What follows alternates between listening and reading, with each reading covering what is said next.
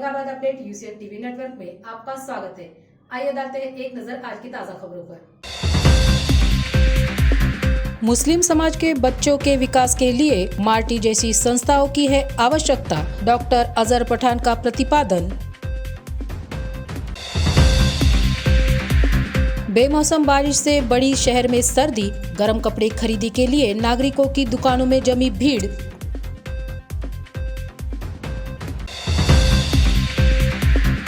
बारिश के कारण हुए नुकसान की सरकार से मिले किसानों को आर्थिक मदद, आमदार कल्याण काले का कहना।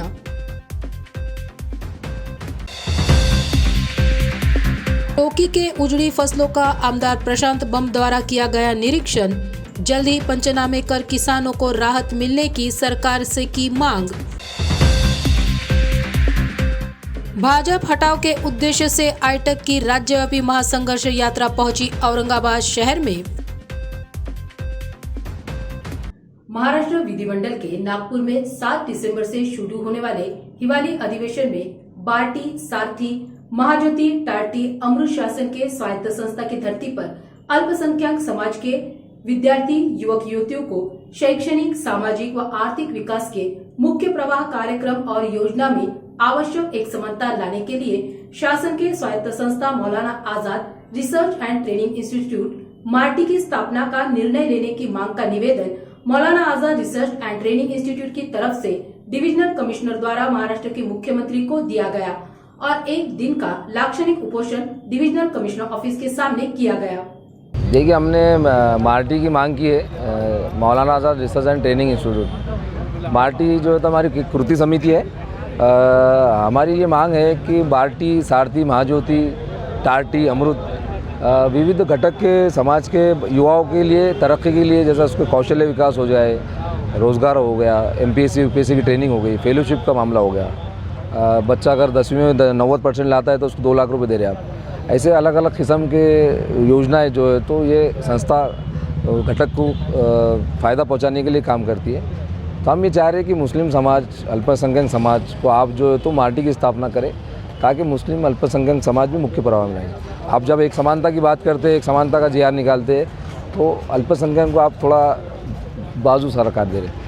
तो हमारी ये मांग है कि आप मार्टी की स्थापना करो और मुस्लिम समाज को इसका न्याय मिलेगा और बच्चों का इसका फ़ायदा होगा। सरकार का नज़रिया मैं ज़्यादा उस पर व्यू आपको नहीं दूंगा, मगर ये सरकार, हमारे माननीय मुख्यमंत्री महोदय से हमने जो मंत्रिमंडल में मुलाकात हुई थी, तो उन्होंने हमको पॉजिटिव विचार दिया इस पर कि हम इसका जो है तो क़याम करेंगे और मैं इसका आपका काम कर दूंगा। ये उनके अल्फाज है और बहुत सारे लोगों ने इसका वीडियो भी देखे, इसको बोलने की मुझे ज़रूरत नहीं है। उसके बाद माननीय हमारे अब्दुल सत्तार जी जो हमारे अल्पसंख्यक मंत्री है, उन्होंने भी हमारे को जो आश्वासन दिया कि इसका काम हो जाएगा और मार्टी की स्थापना हो जाएगी।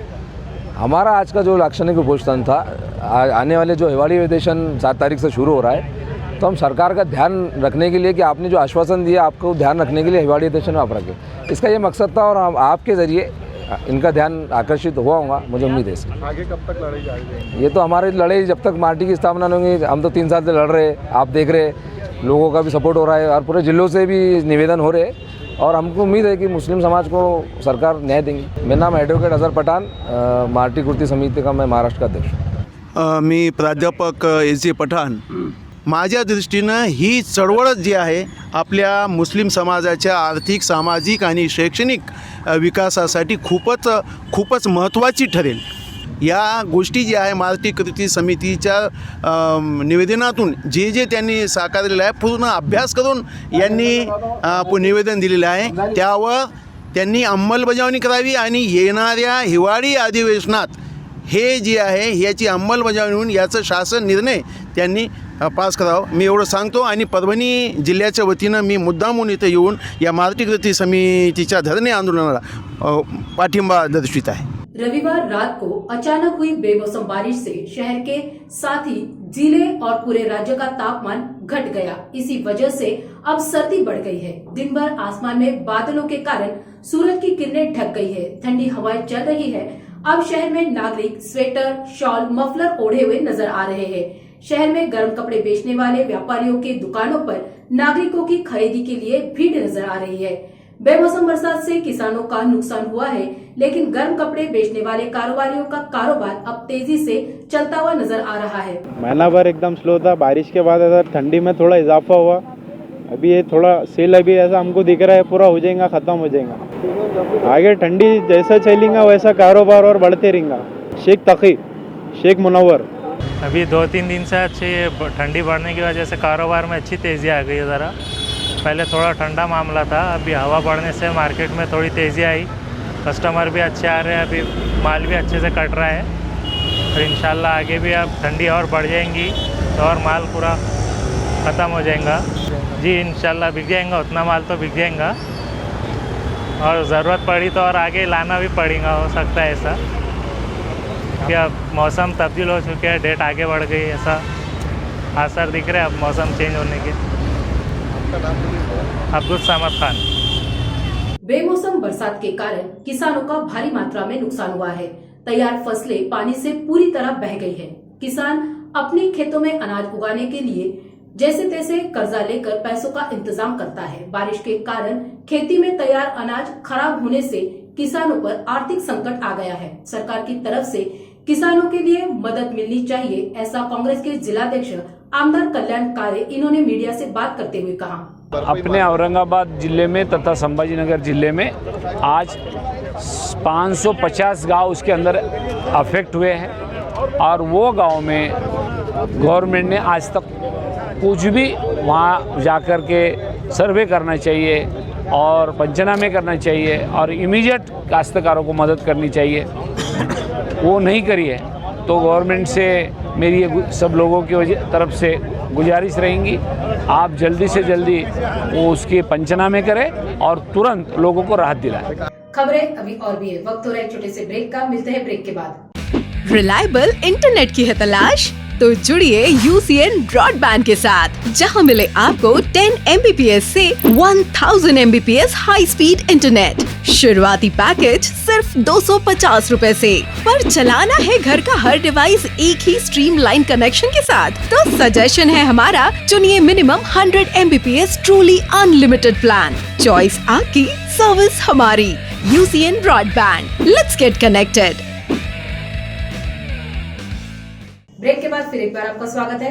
गंगापुर खुलताबाद मतदार संघ में भयानक अवकाली बारिश ने किसानों के रबी फसलों का भारी मात्रा में नुकसान किया है। आमदार प्रशांत बम इन्होंने टोकी शिवार में फसलों के नुकसान का निरीक्षण किया और तत्काल नुकसान के पंचनामे करके किसानों को न्याय मिले, इस दृष्टिकोण से कार्रवाई करने की मांग का निवेदन आमदार प्रशांत बम की तरफ से गंगापुर और खुलताबाद के तहसीलदार को दिया गया। संघ भाजपा हटाओ, संविधान देश बचाओ के नारे के साथ आईटक की राज्यव्यापी महासंघर्ष यात्रा शाहूनगरी कोल्हापुर से दीक्षा भूमि नागपुर तक 20 नवंबर से 18 दिसंबर 2023 तक आयोजित की गई है। आज ये यात्रा औरंगाबाद शहर में पहुंची है। इस यात्रा का स्वागत और जाहिर सभा का आयोजन पैटर्न गेट पर किया गया। इस कार्यक्रम में कांग्रेस के जिलाध्यक्ष आमदार कल्याण कारे भी उपस्थित थे और उन्होंने 18 दिसंबर को नागपुर में होने वाली सभा में उपस्थित रहने का आश्वासन भी इस मौके पर दिया। सुरक्षित ठेवायची असेल तर बँका या देशाच्या मालकीच्या असल्या पाहिजेत, ही भूमिका घेऊन आम्ही रस्त्यावर येतोय। आणि हे भारतीय जनता पक्षाचं सरकार बँकांचं खाजगीकरण करू पाहत आहे, त्यामुळे आम्ही बँक कर्मचारी म्हणून सतत या सरकारच्या विरोधात आवाज उठवत आलेलो आहे। दुसरी महत्त्वाची गोष्ट म्हणजे गेल्या 10 वर्षात या मोदी राजवटीच्या काळामध्ये या सरकारने बँकांच्या मार्फत 14 लाख कोटी रुपये कॉर्पोरेटची कर्ज माफ केलेली आहे। ही सगळी ती कॉर्पोरेट आहेत ज्यांनी त्या स्वतःच्या कंपनी मधल्या कामगारांचं शोषण केलं, मोफत जमीन लोटली, मोफत वीज घेतली, मोफत पाणी वापरलं। म्हणजे सामान्य माणसाच्या जीवावर श्रीमंत झालेले हे लोक बँकांना बुडवतात आणि या बँका तुम्हाला मात्र कर्ज मागितलं की त्याला अधिक व्याजदर लावतात। त्यामुळे आपल्याला जर सामान्य माणसासाठी ही लढाई लढायची असेल तर केवळ प्रश्नावर आधारित लढाई लढून चालणार नाही, तर त्याचं मूळ ज्या या भारतीय जनता पक्षाच्या राजवटीमध्ये आहे त्या सत्तेला आपल्याला आव्हान द्यावं लागेल। आणि याच भूमिकेतून ही जी काय रॅली आहे त्या रॅलीला ऑल इंडिया बँक एम्प्लॉईज असोसिएशनच्या वतीने मी पाठिंबा देतो, शुभेच्छा देतो।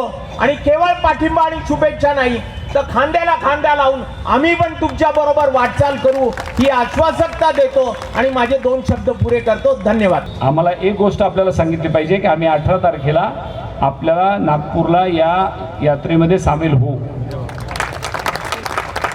शहर आणि ग्रामीण आम्ही काँग्रेसचे जन म्हणून एक वेगळी टीम आमची त्या यात्रेला पाठिंबा द्यायला म्हणून नागपूरला आलेली राहील, एवढीच खात्री मी आपल्याला या ठिकाणी देतो। और इसी के साथ ये समाचार यहीं पर समाप्त होते हैं। कल फिर मिलते हैं, तब तक के लिए देखते रहिए Aurangabad update UCN TV network.